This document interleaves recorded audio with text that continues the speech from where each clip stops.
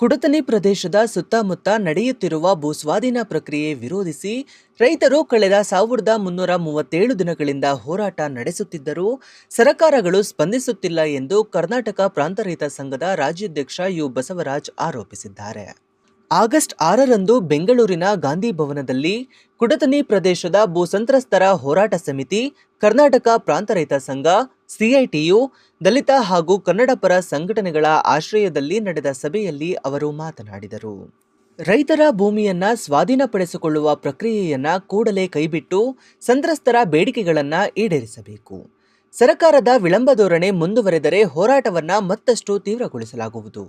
ಅಗತ್ಯ ಬಿದ್ದರೆ ಮುಖ್ಯಮಂತ್ರಿಯವರ ಮನೆಗೆ ಮುತ್ತಿಗೆ ಹಾಕುವ ಹೋರಾಟ ನಡೆಸಬೇಕಾಗುತ್ತದೆ ಎಂದು ಯು ಬಸವರಾಜ್ ಸರ್ಕಾರಕ್ಕೆ ಎಚ್ಚರಿಕೆ ನೀಡಿದರು. ಕುಡ್ತನಿ, ಅರಗಿಂಡೋಡಿ, ವೇಣಿವೀರಾಪುರ, ಜಾನೆಕುಂಟೆ, ಕೊಳಗಲ್ಲು, ಯರಂಗ್ಳಿ, ಸಿದ್ದಮ್ಮನಹಳ್ಳಿ ಈ ಗ್ರಾಮಗಳು ಏನಿದ್ದಾವೆ, ಈ 7 ಗ್ರಾಮಗಳಿಂದ ನಾವು 2010ರಿಂದ ಹೋರಾಟವನ್ನು ನಡೆಸ್ತಾ ಇದ್ದೀವಿ. ಕರ್ನಾಟಕದಲ್ಲಿ ಮತ್ತು ದೇಶದಲ್ಲಿ ಇದೊಂದು ಚಾರಿತ್ರಿಕವಾದಂಥ ಚಳವಳಿ. ರೈತರು ಸುಮಾರು 13,000 ಎಕರೆ ಜಮೀನನ್ನು 3 ಕಂಪನಿಗಳಿಗೆ ಕಳ್ಕೊಂಡಿದ್ದಾರೆ. ಬಲವಂತವಾಗಿ ಭೂಸ್ವಾಧೀನ ಮಾಡಲಾಗಿದೆ. ಬೆಲೆ ನಿಗದಿಯಲ್ಲಿ ಬಹಳ ದೊಡ್ಡ ಮೋಸ ಮಾಡಲಾಗಿದೆ. ಜಿಲ್ಲಾ ನ್ಯಾಯಾಲಯ ತಿಳಿಸಿರೋದ್ರ ಪ್ರಕಾರ ಹತ್ರ ಸುಮಾರು 14-15 ಸಾವಿರ ಕೋಟಿಯಷ್ಟು ಇವತ್ತು ನಮಗೆ ನಷ್ಟ ಆಗಿದೆ. ಕೈಗಾರಿಕೆಗಳು ಬರಲಿಲ್ಲ, ಉದ್ಯೋಗವೂ ಸಿಗಲಿಲ್ಲ 15-16 ವರ್ಷಗಳಿಂದ. ಬಹುತೇಕ ಈ 7 ಗ್ರಾಮಗಳಲ್ಲಿ ಭೂಮಿ ಕಳ್ಕೊಂಡ ಅಂಥವರಲ್ಲಿ ಹೆಚ್ಚಿನವರು ಯಾರಪ್ಪ ಅಂತ ಹೇಳಿದ್ರೆ ಪರಿಶಿಷ್ಟ ಜಾತಿ, ಪರಿಶಿಷ್ಟ ಪಂಗಡದವರು, ದೇವದಾಸಿ ತಾಯಂದರು, ದೊಡ್ಡ ಪ್ರಮಾಣದಲ್ಲಿ ಬಡ ಜನಗಳು 1 ಎಕರೆ 2 ಎಕರೆ ಜೀವನೋಪಾಯಕ್ಕೆ ಅಂತೇಳಿ ಇಟ್ಕೊಂಡಂಥ ಜಮೀನನ್ನು ಕಳ್ಕೊಂಡಂಥವರು ತುಂಬ ಜನ ನಾವು. ನಮಗೆ ಒಂದು ಕಡೆಗೆ ಒಂದು ಸರಿಯಾದಂಥ ನ್ಯಾಯಯುತವಾದಂಥ ಬೆಲೆಯನ್ನು ಕೊಡಲಿಲ್ಲ, ಇನ್ನೊಂದು ಕಡೆಗೆ ಉದ್ಯೋಗವನ್ನು ಕೊಡಲಿಲ್ಲ. ಯಾವ ಕಂಪನಿ ಕೂಡ ಬರಲಿಲ್ಲ 2026.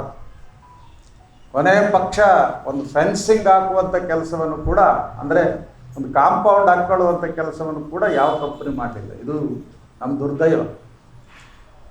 ನಾವು ಅವತ್ತಿನ ಸರ್ಕಾರ, ಅವತ್ತಿನ MLAಗಳು, ಅವತ್ತಿನ ಎಲ್ಲರೂ ಈ ಪ್ರದೇಶ ಬರಡಾಗಿದೆ, ಈ ಪ್ರದೇಶ ನೀರಾವರಿ ಆಗೋಕ್ಕೆ ಅವಕಾಶಗಳಿಲ್ಲ, ನೀವೆಲ್ಲರೂ ಜಮೀನು ಬಿಟ್ಕೊಟ್ರೆ ಕೈಗಾರಿಕೆ ಸ್ಥಾಪನೆ ಮಾಡ್ತೀವಿ, ನಿಮ್ಗೆ ಒಳ್ಳೆ ದರ ಕೊಡ್ತೀವಿ, ಒಳ್ಳೆ ಉದ್ಯೋಗ ಕೊಡ್ತೀವಿ ಅಂತೇಳಿ ನಮಗೆ ಭರವಸೆ ಕೊಟ್ಟರು. ಆ ಸಂದರ್ಭದಲ್ಲಿ ನಾವೆಲ್ಲರೂ ಒಪ್ಪಿದ್ದೀವಿ. ನಾವೇನು ಕೈಗಾರಿಕೆ ಬರೋದನ್ನು ವಿರೋಧ ಮಾಡಲಿಲ್ಲ. ಆದರೆ ಅವರಿಗೆ ನಾವು ಕೇಳಿದ್ದೆರಡೆ, ಇವತ್ತು ಕೇಂದ್ರದಲ್ಲಿ ಜಾರಿಗೆ ಬರ್ತಾ ಇರ್ತಕ್ಕಂಥ 2013ರ ಭೂಸ್ವಾಧೀನ ಕಾಯ್ದೆ ಏನಿದೆ, ಅದರ ಆಧಾರದಲ್ಲಿ ದರವನ್ನು ನಿಗದಿ ಮಾಡಿಕೊಡ್ಬೇಕು. ಅದೇ ರೀತಿಯಲ್ಲಿ ಪ್ರತಿಯೊಂದು ಕುಟುಂಬಕ್ಕೆ ಒಂದು ಉದ್ಯೋಗವನ್ನು ಖಾತ್ರಿಯಾಗಿ ಕೊಡಬೇಕು. ಇಷ್ಟು ನಾವು ಅವ್ರನ್ನ ಕೇಳಿದ್ವಿ. ನಮ್ಮ ಜಮೀನುಗಳು ಬಿಟ್ಕೊಡೋದಕ್ಕೆ ತಯಾರಿದ್ವಿ, ಇಷ್ಟು ನಮ್ಗೆ ಸಿಕ್ಕರೆ ಖಂಡಿತ ನಾವು ಕೈಗಾರಿಕೆಗೆ ಬೆಂಬಲವಾಗಿ ನಿಲ್ತೀವಿ ಅಂತೇಳಿ ಭರವಸೆ ಕೊಟ್ಟಿದ್ದು ನಿಜ. ಆದರೆ ಎರಡೂ ನಮಗೆ ಸಿಗಲಿಲ್ಲ. ಒಂದು, ಸರಿಯಾದಂಥ ಬೆಲೆನೂ ಅವರು ನಮಗೆ ಕೊಡಲಿಲ್ಲ. ಆ ಬೆಲೆ ನಿಗದಿ ಮಾಡುವಾಗಿರಬೇಕಾದಂಥ ಮಾರ್ಗಸೂಚಿ ದರಗಳೇನಿದ್ದಾವೆ, ಮಾರ್ಗಸೂಚಿ ಏನಿದೆ ಅಂದರೆ ಒಂದು ರಾಜ್ಯ ಸರ್ಕಾರ ಬೆಲೆ ನಿಗದಿ ಮಾಡೋದಕ್ಕೆ ಏನೇನು ಮಾನದಂಡಗಳನ್ನು ಅನುಸರಿಸಬೇಕು ಎಲ್ಲವನ್ನು ನಗ್ನವಾಗಿ ಉಲ್ಲಂಘನೆ ಮಾಡಿ ಕಂಪ್ನಿ ಮಾಲೀಕರ ಜೊತೆ ಶಾಮೀಲಾಗಿ ಅತ್ಯಂತ ಕಳಪೆಯ ಬೆಲೆ, ಒಂದು ಮೋಸದ ಬೆಲೆಯನ್ನು ಇವತ್ತು ನಿಗದಿ ಮಾಡಿ ನಾವು ಕೊಡೋದಿಲ್ಲ ಅಂತ ಹೇಳಿದ್ವಿ. ನಾವು ಈ ಬೆಲೆಗೆ ಕೊಡೋದಿಲ್ಲ ಅಂತೇಳಿ ಬಾಯ್ಕಾಟ್ ಮಾಡಿ ಬಂದೀವಿ ನಾವು ಸಭೆಯನ್ನು. ಆದರೂ ಕೂಡ ಏಕಪಕ್ಷೀಯವಾಗಿ ಕರ್ನಾಟಕ ಸರ್ಕಾರ ಇದನ್ನು ಕನ್ಸೆಂಟ್ ಅಂತೇಳಿ, ಅಂದರೆ ಒಪ್ಪಿತ ಸಮ್ಮತಿಯ ಒಂದು ಐತೀರ್ಪು ಅಂತೇಳಿ ಮಾಡಿ ನಮ್ಮ ಜಮೀನುಗಳನ್ನೆಲ್ಲ KIDB ಅಂತೇಳಿ ಪಾಣಿ ಪತ್ರಿಕೆಗಳಲ್ಲಿ ಬದಲಾಯಿಸಿಕೊಂಡು ನಮ್ಮ ಮೇಲೆ ಒತ್ತಡವನ್ನು ಹೇರಿದ್ರು, ಭಯವನ್ನು ಉಂಟು ಮಾಡಿದರು.